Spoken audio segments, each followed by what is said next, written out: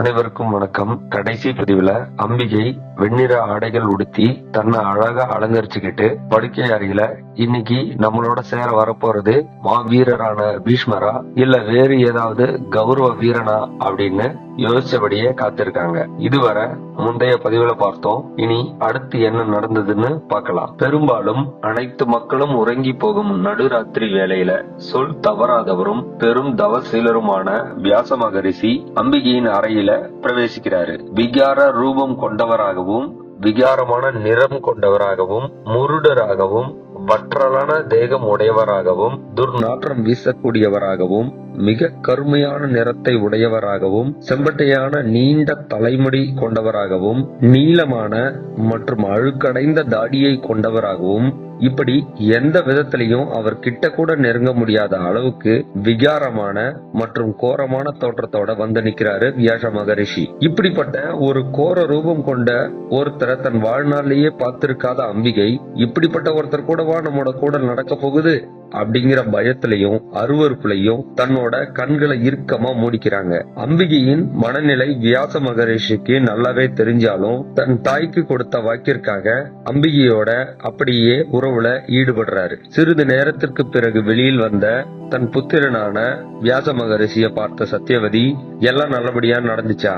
என் மருமகளுக்கு நல்ல குணங்கள் நிரம்பிய புத்திரன் பிறப்பானா அப்படின்னு சொல்லி கேக்குறாங்க. 10,000 யானைகளின் பலம் கொண்டவனும் எல்லாம் தெரிந்தவனும் சிறந்த பாக்கியம் உள்ளவனும் மிகுந்த பராக்கிரமும் உள்ளவனுமாக சிறந்த புத்தியும் கொண்டவனுமான ஒரு புத்திரன் பிறப்பான். ஆனா அவனோட தாய் என்னோட விகார ரூபத்தை கண்டு சகிக்க முடியாம தன்னோட கண்களை மூடிக்கிட்டு என்னோட உறவுல ஈடுபட்டதால பிறக்க போற குழந்தை பார்வை அற்றவனாதான் பிறப்பான். அவனுக்கு எதிர்காலத்துல 100 புத்திரர்கள் பிறப்பாங்க அப்படின்னு சொல்றாரு வியாச மகரிஷி. இத கேட்ட சத்தியவதி, குரு வம்சத்துல பார்வையற்ற ஒருவன் அரசனாக அரசாள முடியாது மகனே, அதனால எந்த குறைகளும் அற்ற தன் சொந்தங்களையும் நாட்டையும் காக்கும் திறன் கொண்ட என் கவலைகளை அழிக்கின்ற இன்னொரு புத்திரனை அம்பாலிகையின் வயிற்றுல நீ உருவாக்கணும் அப்படின்னு சொல்லி கேட்டுக்கிறாங்க. அப்படியே ஆகட்டும் அண்ணையேன்னு வாக்கு கொடுத்துட்டு அங்கிருந்து கிளம்புறாரு வியாசர். சில மாதங்களுக்கு பிறகு அம்பிகைக்கு ஒரு ஆண் குழந்தை பிறக்குது. வியாசர் சொன்ன மாதிரியே பிறந்த அந்த குழந்தை பார்வையற்றவனாக குருடனாக இருக்கான். அவனுக்கு திருதராஷ்டிரன் அப்படின்னு பேர் வைக்கிறாங்க. அதுக்கப்புறம் தன் மகனான வியாசரை மீண்டும் அழைக்கிறாங்க சத்தியவதி. தன் இரண்டாவது மருமகளான அம்பாலிகைக்கு தக்க அறிவுரைகள்லாம் சொல்லி அலங்காரம் செஞ்சு படுக்கை அறையில விட்டுட்டு வராங்க சத்தியவதி. நடுநிசையில அம்பாலிகையோட படுக்கை அறைக்குள்ள விகார தோற்றத்தோட கோரமான ரூபத்தோட துர்நாற்றத்தோட வியாசர் நுழையிறாரு. தீபங்களின் வெளிச்சத்துல அவரை பார்த்த அம்பாலிகை ரொம்பவே பயந்து போறாங்க. பயத்துல அவங்களோட உடம்பே வெளுத்து போயிடுது. ஆனா அம்பாலிகை தன்னோட கண்களை மூடவே இல்லை. ஏன்னா கண்களை மூடிக்கிட்டதாலதான் அம்பிகைக்கு பிறந்த குழந்தை பார்வை இல்லாதவனா இருக்கான் அப்படிங்கிற விஷயத்த தெரிஞ்சு வச்சிருந்த அம்பாலிகை தன் கண்களை மூடவே இல்லை. ஆனா வியாசரோட கோர ரூபத்தை பார்த்ததால பயம் அதிகமாகி அவங்களோட உடல் வெளுத்துடுது. அத அவங்களால கட்டுப்படுத்த முடியல. பயத்தால உடல் வெளுத்து போன அம்பாலிகையோட உறவுல ஈடுபடுறாரு வியாசர். சிறிது நேரத்திற்கு பிறகு வெளியில் வந்த வியாசர் கிட்ட சத்தியவதி, இவளுக்காவது நல்ல குணங்கள் நிரம்பிய ராஜபுத்திரன் பிறப்பானா அப்படின்னு சொல்லி கேட்டுக்கிறாங்க. அத கேட்ட வியாசர், எனது கோர ரூபத்தை பார்த்து அம்பாலிகை பயந்து உடல் வெளுத்து போனா, அதனால பிறக்கும் குழந்தை வெண்மையான நிறத்தை கொண்டவனாக இருப்பான். சிறந்த பராக்கிரமம் கொண்டவனாகவும் எல்லா திசைகளிலும் புகழ்பெற்றும் விளங்கக்கூடியவனாகவும் இந்த குழந்தை விளங்குவான். இவனுக்கு எதிர்காலத்துல 5 புத்திரர்கள் பிறப்பாங்க அப்படின்னு சொல்லிட்டு வியாசர் அங்கிருந்து கிளம்ப எத்தனிக்க சத்தியவதி வியாச மகரிஷியை தடுத்து மீண்டும் ஒரு புத்திரனை உருவாக்கணும் அப்படின்னு கேட்டுக்கிறாங்க. அத கேட்ட வியாச மகரிஷி அப்படியே ஆகட்டும்னு சம்மதம் சொல்லிட்டு அங்கிருந்து மறைஞ்சு போறாரு.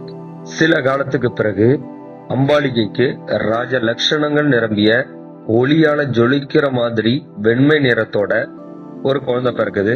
அந்த குழந்தைக்கு பாண்டுன்னு பேர் வைக்கிறாங்க. பீஷ்மர், திருதராஷ்டிரன் மற்றும் பாண்டு ஆகிய 2 குழந்தைகளுக்கும் வேதங்கள்ல கரை கண்ட பிராமணர்கள் மூலமா ஜாதகம் முதலான பல கிரிகைகளை செய்யறாரு. அதன் பிறகு சத்தியவதி வியாசரை மீண்டும் வரவழைச்சு, அம்பிகைக்கு பிறந்த குழந்தை பார்வை இல்லாதவனா இருக்கான், அதனால நீ மீண்டும் அவளோட கூடி அவளுக்கு ஒரு நல்ல புத்திரனை உண்டாக்கணும் அப்படின்னு கேட்டுக்கிறாங்க. ஏன்னா இரண்டாவது மருமகளுக்கு எந்த குறைகளும் மற்ற ஒரு குழந்தை இருக்கு. மருமகளுக்கு கண் இல்லாத குழந்தை தான் இருக்கான். அவளோட மனம் வேதனைப்படக்கூடாது அப்படிங்கிற காரணத்தால மீண்டும் அம்பிகையோட கூடி அவளுக்கு ஒரு நல்ல புத்திரனை கொடு அப்படின்னு சொல்லி கேட்டுக்கிறாங்க. நான் மீண்டும் அவளோடு கூடி அவளுக்கு ஒரு நல்ல புத்திரனை உண்டாக்கணும் அப்படின்னா இந்த முறையாவது அம்பிகை மிக சரியாக உறவுல ஈடுபடணும் அப்படின்னு சொல்லி சொல்றாரு. அப்படி ஒருவேளை அவ எந்த தவறும் செய்யாம உறவுல ஈடுபட்டா தர்ம சாஸ்திரமும் ராஜநீதியும் தெரிந்த ஒரு புத்திரனை அவளுக்கு நான் கொடுப்பேன் அப்படின்னு சொல்லி வியாசர் சொல்றாரு. ஆனா ஏற்கனவே வியாசரோட கோர ரூபத்தை பார்த்து சகிக்கவே முடியாம பயத்தோட கண்களை மூடி அவரோட உறவு கொண்ட அம்பிகை மீண்டும் வியாசரோட உறவு கொள்ள விரும்புவாங்களா அப்படிங்கிறது சந்தேகம்தான். சரி, அடுத்து என்ன நடந்திருக்கும் அத அடுத்த பதிவுல பார்க்கலாம். நன்றி, வணக்கம்.